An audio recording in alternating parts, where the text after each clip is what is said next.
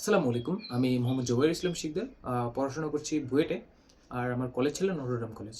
তো স্টুডেন্টদের একটা কমন কোয়েশ্চেন থাকে যে, "ভাইয়া আমি ম্যাথ করতে পারি না। বা আমি ভালো মতো পারি না। ম্যাথ আমার ইন্টার লেভেলের ম্যাথ অনেক কঠিন মনে হয়।"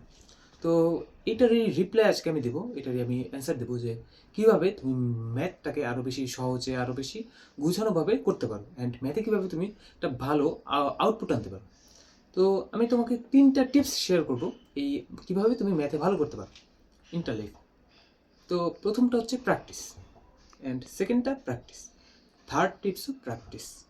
তো অ্যাকচুয়ালি এইটা বলার অপেক্ষা রাখে না যে তুমি যদি ম্যাথে প্র্যাকটিস না করো তো কখনোই তুমি ম্যাথে ভালো করতে পারবা না। আমাদের আমাদের ইন্টারে অনেক পরিমাণে অনেকগুলো বই আছে, যেমন রূপন্তী প্রকাশনের বই আছে, আবার এসিউ আহমেদ স্যারের একটা বই আছে, কেতাব স্যারের বই আছে। তো তুমি যে কোনো একটা বই একদম ইন্টার ফার্স্ট ইয়ার থেকে তুমি ফলো করবা, যে কোনো একটা বই। একাধিক রাইটারের বই পড়ার কোনো প্রয়োজন নেই। ইন্টারে অ্যাকচুয়ালি তুমি একাধিক রাইটারের বই পড়ে তুমি যদি মনে করো তুমি অ্যাডমিশনে অনেক কিছু করে ফেলবা, অ্যাকচুয়ালি ইউ আর রং। হ্যাঁ, অবশ্যই তুমি করতে পারবা, বাট তুমি যদি গুছিয়ে সব কিছু করতে চাও, তোমার একটা রাইটারের বই ফলো করা বাধ্যতামূলক। আমি আমার ইন্টার লাইফে এসিউ আহমেদ স্যারের বইটা ফলো করছিলাম। ওই বইটা অ্যাকচুয়ালি আমার এক টিচার, আমার কলেজে নটরডেম কলেজে একজন টিচার, শ্রদ্ধা রুদ্র স্যার, স্যার আমাকে বলছিল, অ্যাকচুয়ালি ক্লাসে বলছিল যে এসিউ আহমেদ স্যারের বইটা যখন তুমি ৩বার কমপ্লিট করতে পারবা, তো তখন তুমি বুঝবা যে না, ঠিক আছে, তোমার প্রিপারেশন সলিড আছে।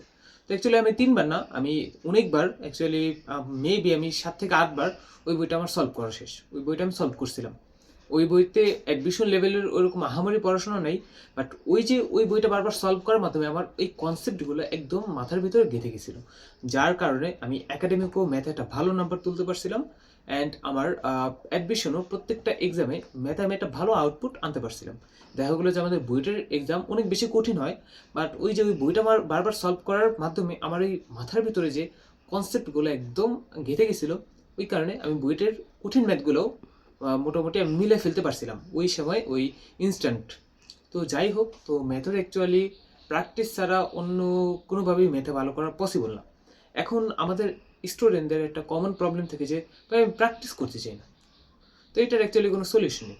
প্র্যাকটিস করতে হবে অবশ্যই।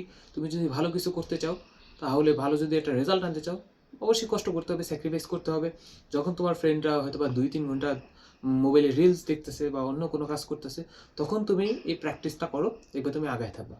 তো এই বলেই আজকের এই ভিডিওটা শেষ করতেছি। অবশ্যই বেশি বেশি প্র্যাকটিস করো, বেশি বেশি পড়াশোনার ভিতরে থাকো। যত বেশি পড়াশোনার ভিতরে থাকো, তোমার ভবিষ্যৎ ততটাই উজ্জ্বল হবে, ততটাই সহজ হবে। ইনশাল্লাহ পরবর্তী কোনো ভিডিওতে দেখা হবে। আল্লাহ হাফিজ।